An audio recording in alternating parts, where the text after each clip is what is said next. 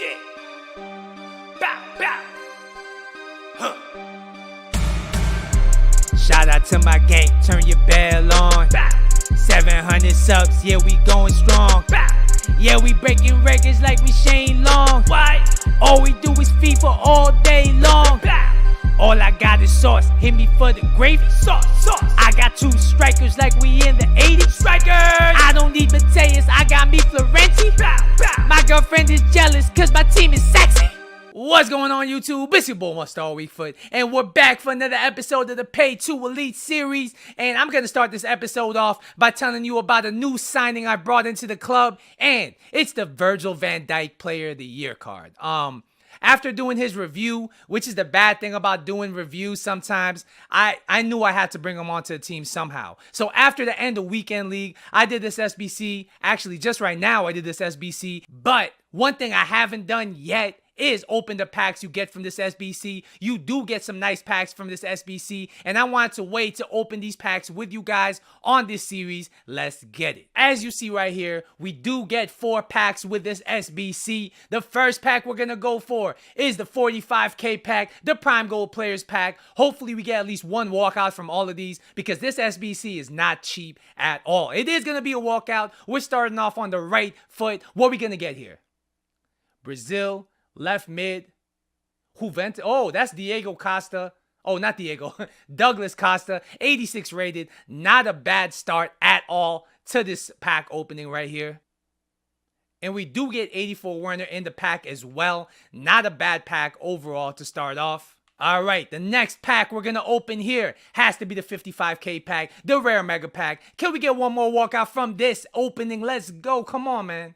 Oh, it's another walkout. Back-to-back walkouts. What's it going to be? It's not an icon. It's not a special card. We get Spain, center back. Who is this? Oh, I was hoping for Ramos, but we're going to get PK, 87 rated. Not bad at all. So we've gotten Douglas Costa. We've gotten PK from the first 2 packs we've opened from this SBC, which is not a bad return so far. We got pack number 3. It's funny because the 2 worst packs in this pack opening have given us walkout. That seems to be a good thing, because maybe it means we're going to get an icon from this pack right here. It's a 50k pack. Let's go. Oh, it's another what is going on right now? It's 3 straight walkouts back to back to back. And it's going to be Szczesny. What is he, 86 now? 86 rated Szczesny. I don't even care. We're not mad at it at all. We've gotten 3 straight walkouts, and what is he doing?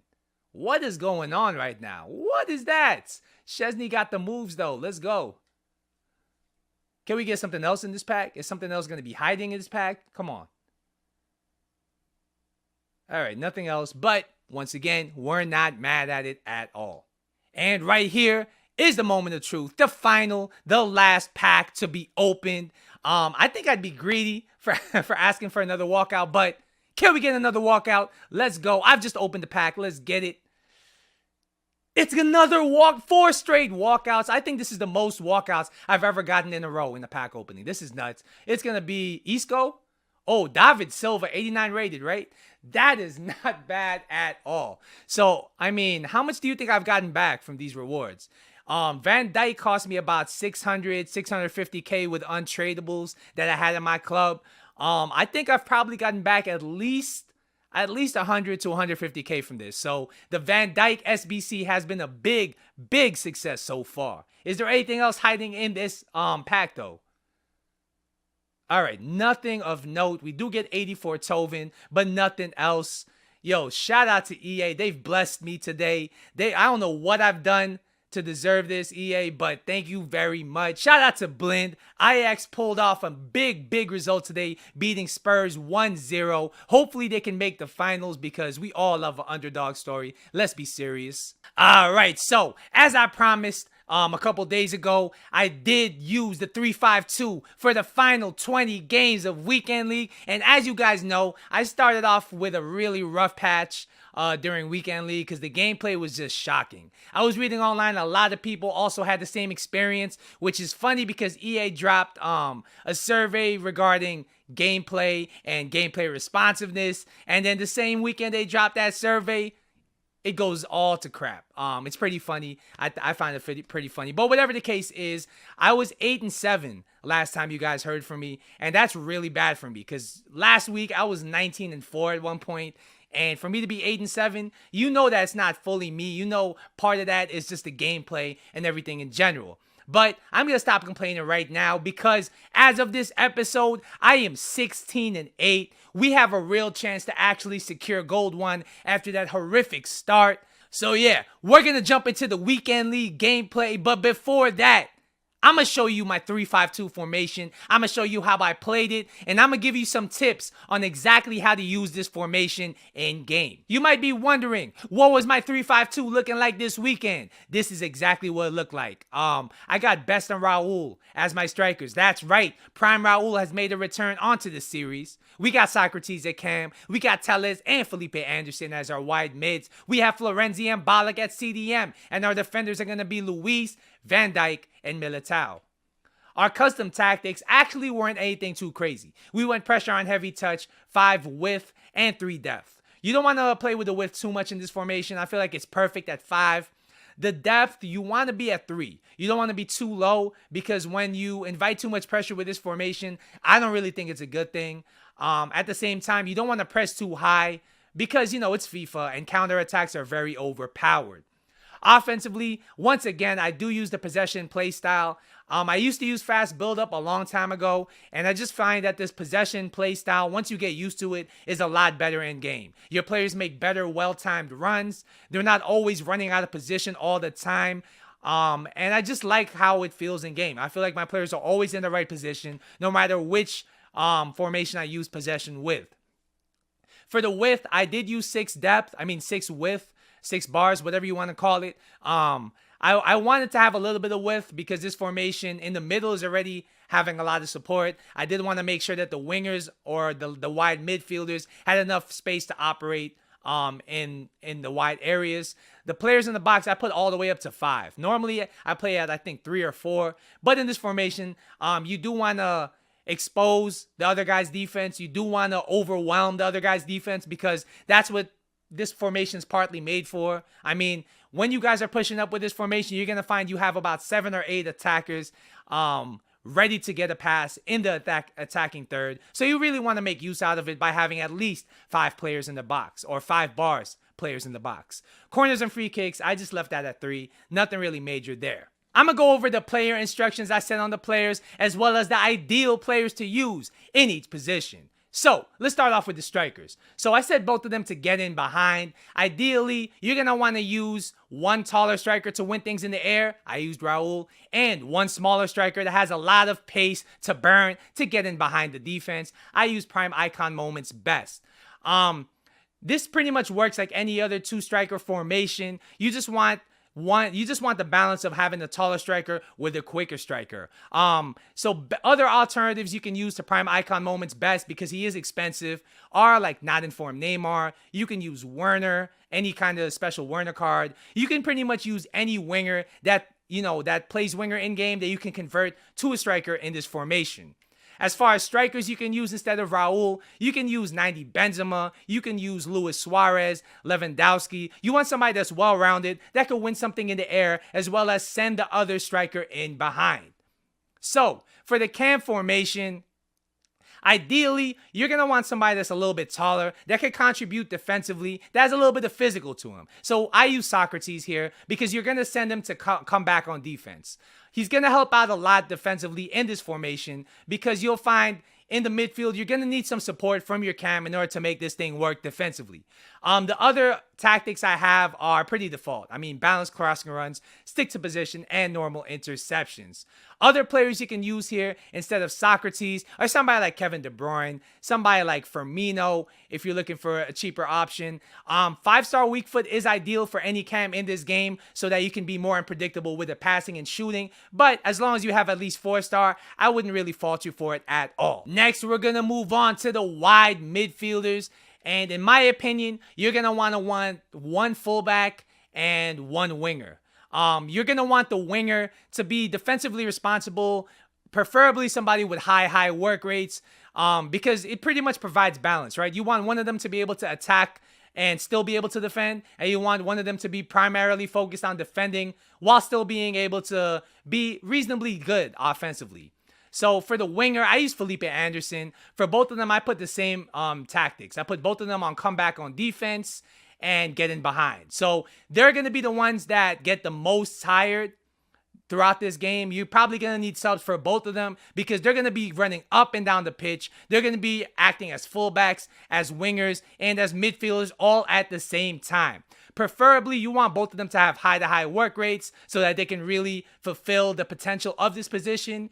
And yeah, so for the winger that you're going to use, I would say ideal ones you can use besides this Felipe Anderson card or somebody like Gareth Bale, somebody like Perisic, somebody that can really track up and down the pitch and has decent defensive or physical stats. For the fullback, you want a fullback that's going to be able to hold his own offensively, as well as obviously have some good defensive stats. So I used Tellez here. You can use somebody like Florenzi. You can even use somebody like Sandro. Any of the elite fullbacks on this game will work very well in this position. The next thing we're going to talk about is the CDM position. And in my opinion, you do want balance here. You want an offensive CDM and a defensive CDM. Ideally, in my opinion, you want that offensive CDM to be able to dribble out of trouble, because that's what you're going to need in the build-up play with this formation. If you're playing possession tactics like I am, you're going to find that the build-up from the back is very strange at first because you have 3 center backs, you don't have any fullbacks to offer support, and your midfielders, your wide midfielders, if they're already starting to get in behind, it might be hard to find them. So you're going to need the midfield in order to link the defense to the attack. So one of the CDMs is going to be an offensive CDM. I did use Florenzi here.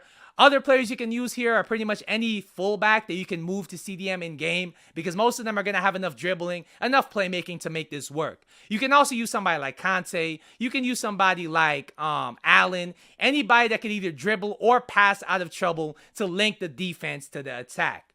For the other CDM position, where I use Ballack, you're going to want a taller, more physical CDM, a traditional, powerhouse CDM, preferably with medium-high work rates. You're going to want this guy to have a lot of physical, to stay back while attacking, to help basically provide some defensive cover for the more offensive CDM. For both of their tactics, I did use cut passing lanes, stay back while attacking, and cover center. The next thing we're going to talk about here is the center back position. And for the center back position, you're going to find that this formation does not work unless all 3 of your center backs have at least 80 pace or close to 80 pace, because these center backs have a lot on their plate, especially the wide center backs. These wide center backs are pretty much going to function as fullbacks at times. They're going to function as center backs at times, and they're going to have to be very versatile. So players I used in the wide roles are Luis, and Eder Militao, FFS version.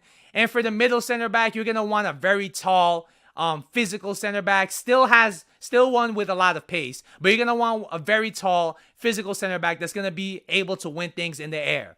Because with this formation, defensively, you're going to find that these 2 center backs, the wide center backs, are going to have to be stretched out sometimes to cover the opposition's wingers or the opposition's wider attackers. So this guy in the middle is going to need to be able to win headers, because if the opposition decides to cross, this guy, Virgil van Dijk or whoever you use in the middle, is going to be the main guy that's going to defend crosses. And I can't stress to you enough how important it is that this guy be tall and able to win headers. The wide guys, you're going to want them to be able to basically be agile enough to cover the fullback position if you need them to. You're going to want them to be able to pass out of trouble because they're going to be your outlets in the back. If you have trouble building out of the back, you might have to hit the ball all the way back to the wide center backs. So you want them to be comfortable on the ball. You want them to be able to pass. So these positions are very, very important on this team for it to work. As far as custom instructions, I did put them on default. Stay back while attacking and normal interceptions. We're about to jump into the gameplay right now. You guys are about to find out if I was able to clutch gold 1 or not. You guys are about to find out the pros and the cons of this formation while the gameplay is playing on the screen. So let's get into it. All right, so first we're going to talk about how should you use this formation. So offensively, it's like a mix of the 4-1-2-2 narrow and the 4-4-2, because you do have the 2 strikers in cam like you do in the 4-1-2-2 narrow. So you do have the ping pong passes to you available with the 2 strikers and Cam, which is always hard to defend. You do have the width of the wide midfielders from the 4-4-2. So what that means is that these wide midfielders can make overlaps with the 2 strikers that you do have to cause some trouble on the wings as well.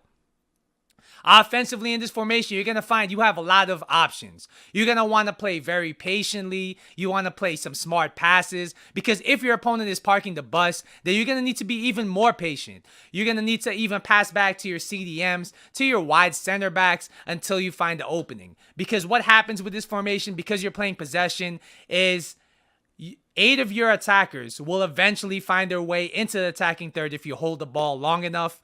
And the only ones that are going to be back are your center backs. So eventually, if you do pass around effectively, which you should be able to because you have so many passing options in the final third, then an opening will open up. I mean, it's impossible for anybody to really defend 8 people for a long period of time without making any kind of mistake. So that's where you're going to want to jump. A lot of goals in this formation, I find, come from horizontal passes in the attacking third. You're bound to have a lot of people to pass to if you look sideways, because when you think about it, when you're in the attacking third with this formation, if you make it to the penalty box, there will be 2 strikers in the box. There's gonna be a Cam either in the top of the box or just outside the top of the box for a long shot. The 2 CDMs will have pushed up at this point, and they will also be available for a long shot. And if you do feel a lot of pressure, if you feel like your opponent has covered the middle of the park a lot, then you do have the wide midfielders to hit it wide to the switch to play. So you're going to want to always look vertically to build up in this formation, to score in this formation. A lot of goals will come from cutbacks to either the strikers or to the top of the box for a long shot. Now let's talk about the defense. Defensively is the biggest challenge of this formation, in my opinion, because it is going to require a lot of manual input. And this is going to hold true, especially when you're getting countered. On counters, you're going to need to control your center backs. You're going to need to manually cover the opposition's attackers. You're going to even need to make challenges if you need to. But the main goal here when you're defending a counter, when you're controlling your center backs, is to hold your defensive shape, to make sure that you play good positional defense until the rest of your wide midfielders and your CDMs come to provide support defensively. Once your defense is set, though, this formation is actually very good defensively because it turns into a 5 at the back. You got your 3 center backs, you have your 2 wide midfielders functioning as fullbacks, and then you have on top of that 2 CDMs. So, once again, another thing you're going to want to do here is control your center backs, because at times, if your opponent holds possession for a long amount of time, what's going to happen is a gap is going to appear between your center backs and your CDM. And you're going to need to control your center back at times to fill that gap, because if not, your opponent's eventually going to be able to find a gap to get a long shot off or to get a shot from the top of the box off, and you don't want that at all. All right, so now let's talk about the pros of this formation. So the biggest pro of this formation is its offense. In my opinion, this is the best offensive formation I've used so far in FIFA, and that just comes down to the amount of options you have going forward. I mean, you're going to end up with 8 options to pass to at all times if you hold possession for long enough, and eventually, there will be an opening. There will be a way to score. You're just going to have to take your chances. In most games, I end up holding possession for about 55 to 60% of the time. I end up getting more shots off in most games, and the offense is not an issue at all. It's very versatile because, like I said earlier, you do have the narrow 4-1-2-1-2 type of 2 strikers and Cam ping pong passes available, and then you have the width of the wide midfielders. And then you even have the CDMs that'll help offensively as well with the build up and also with providing long shots if they need to. So it's very versatile. You can play quick build up, you can play possession, you could change the tempo. Most importantly, you can control the tempo of the game with this formation once you get used to it. The last pro that I have of this formation is that it's very good against narrow formations defensively. Because when you think about it, let's say your opponent is using a 4-1-2-1-2. He's going to have the 2 strikers and the Cam hitting you on the counter real quick. you're going to have three center backs clogging up the middle, and it's going to be hard for your opponent to really find space. The only width in the 4-1-2-1-2 narrow is the fullbacks, and by the time his fullbacks are able to push up, your wide midfielders should have already tracked back, and they'll be able to cover the fullback. So when you think about it, this formation is the perfect counter for a narrow formation like the 4-1-2-1-2 narrow. Now let's talk about the cons of this formation, because there is no perfect formation in FIFA. Let's be serious. But let's talk about the cons. So the first con I'm going to have to bring up here is that you're going to have to manually defend a lot in this formation. It's something that you're not very used to in FIFA, because the most effective tactic available for most people is just to AI defend and drag the midfielders around the pitch pretty much. With this formation, if you do that, you're going to find defensively you're going to be very exposed, because you're going to need to control your center backs a lot. You have three center backs. You're going to have to use them, especially on a counter. You're really going to have to use them. And I say it's a con because it's very difficult to do it. I mean, it's harder to defend this way than it is to defend in a 4-2-3-1, for example. So I do have to include it as a con. All right, so the next con we're going to talk about in this formation is the main con I have with this formation, and it's that it just sucks in delay. And it sucks in delay for two reasons, right? So number one is because you do a lot of manual defending in this formation, more so than in other formations. And as you know, if you've ever played in delay, which I'm sure you have, manual defending in FIFA in delay is very, very hard. It's very, very hard to do. I mean, because it's not only the fact that your defensive AI is also delayed, it's also the fact that if you're dragging your center backs out of position, if you're trying to put in smart tackles, if you're trying to put in positional defense, it just doesn't work in delay. Everything happens about a second or two after you're pressing the buttons, and it's very difficult to really adjust to that. The next reason why it sucks in delay is because of the buildup. With this formation, you're going to build up a lot using your center backs. You're going to build up a lot using your CDMs. And these players tend to be very clunky, or not necessarily very clunky, but clunkier than your other players on your team. And I noticed in FIFA in general, when you're building up out of the back, no matter how smart of a pass you make, the error percentage seems to be higher when you're playing out of the back. So if you add delay to this mix, you're just going to get dispossessed in really bad areas, and the opposition is going to score on you. So overall, what would I rate this formation? I would say it's an 8 out of 10. It depends on the specific kind of player, really. You're going to want to be a player who's competent at manual defending, a player who's able to make smart passes, a player that doesn't play high risk all the time, because if you do play high risk all the time, you will get caught on the counter eventually, and no matter how good of a manual defender you are, you will get caught. So I would say if it fits your play style, if you like to overwhelm the other player with offensive options, as well as put a lot of pressure on the opponent, then this formation is probably going to work for you, and it's something that you should try out. So offensively, I would have to rate this formation at a 9 to 9.5 out of 10. You just can't hate on it, right? It has the two strikers. It has the width. It has the support that most formations do not offer offensively. Defensively, I would have to say it's a 6 or 7 out of 10, because it relies, like I said, on a specific kind of player to be able to use this formation to its highest potential. And even then, it can be taken advantage of by wider formations. And it's just going to be hard for you to defend wide formations like 4-4-2s and 4-3-3s using this formation, because you only have one wide midfielder, and your opponent's going to be able to overlap you to death on the wings if they know what they're doing. If you made it to this part of the video, you'll know that I was able to clutch out Gold 1. I don't know how exactly I did it, but I did it. We're going to finish this weekend league at 20-10, which is a huge success for me, because like I said, I was 8-7 at one point this weekend league. So with this 3-5-2 formation, overall, I went 13-7. Without the 3-5-2, I went 7-3. So it's safe to say this 3-5-2 formation is usable at the higher ranks of weekend league. It is usable against good opponents as long as you stick to these principles.